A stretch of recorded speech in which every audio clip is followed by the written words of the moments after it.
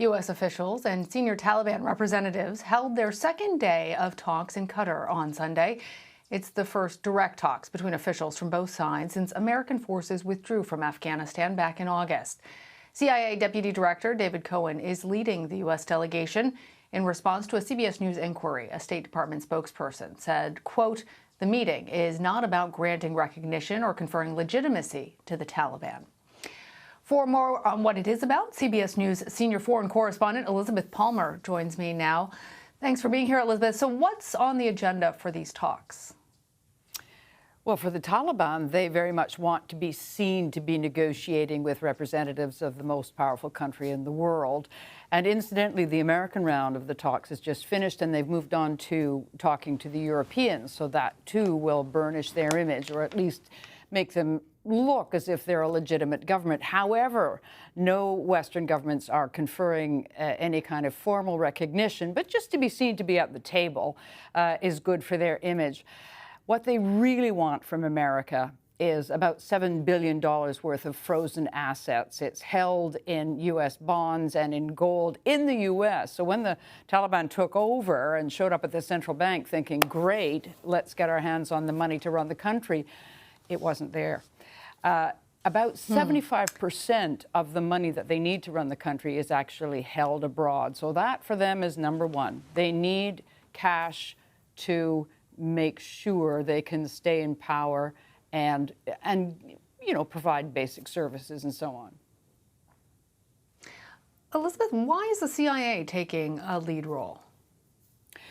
Well, intelligence agency, they will have had really good evaluation, continuing evaluation of how things are progressing, and were progressing as the Taliban began to consolidate their hold on the country. And they have some relationships established. Before the U.S. pulled out, the CIA Director William Burns met with the representatives of the Taliban. So there's some personal contact there.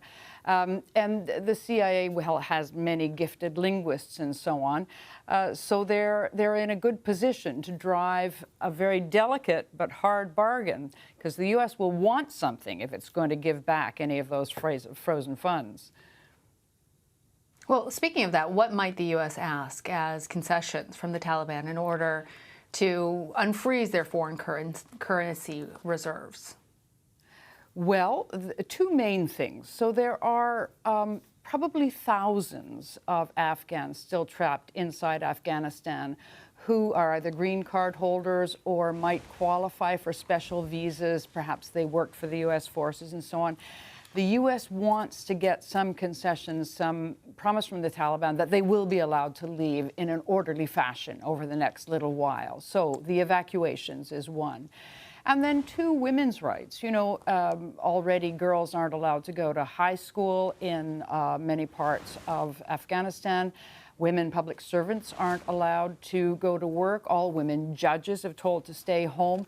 The United States would like to try and get some concessions from the Taliban on those very important issues. They apparently did say, we can help you with ISIS. ISIS has carried out some very bloody bombings. They are sworn enemies of the Taliban, and really there's a turf war going on there between this regional ISIS group, ISIS-K, and the Taliban. And the U.S. said, look, we can help you control ISIS. But the Taliban apparently have said, no, we can do that ourselves. It's interesting seeing the Taliban attempting to make this transition from at least what we have known them to be as a group to a governing authority. How are they doing at running the government day to day, keeping the lights on, ensuring a steady food supply, and all the other daily work of running a nation? In the city, there were enough people who knew what they were doing, who are not Taliban, who have continued to show up for work. So, for example, most of the time there's power and water and so on. The trouble is some of the basic ingredients to keep that going are going to run out soon, and I'm thinking of fuel here.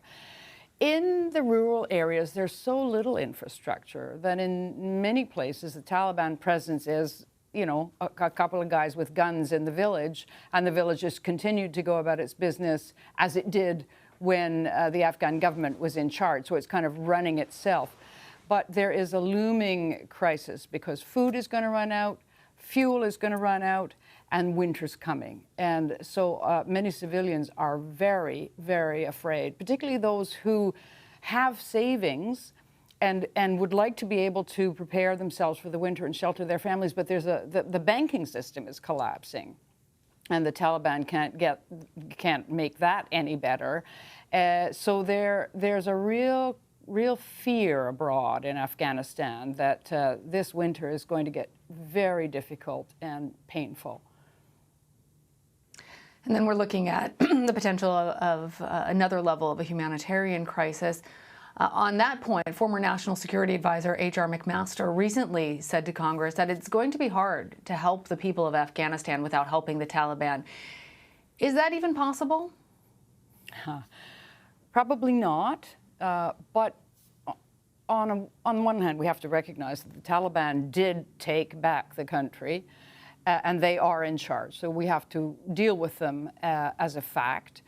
And surely the lives of civilians and the quality of life and the nutrition of people is paramount now.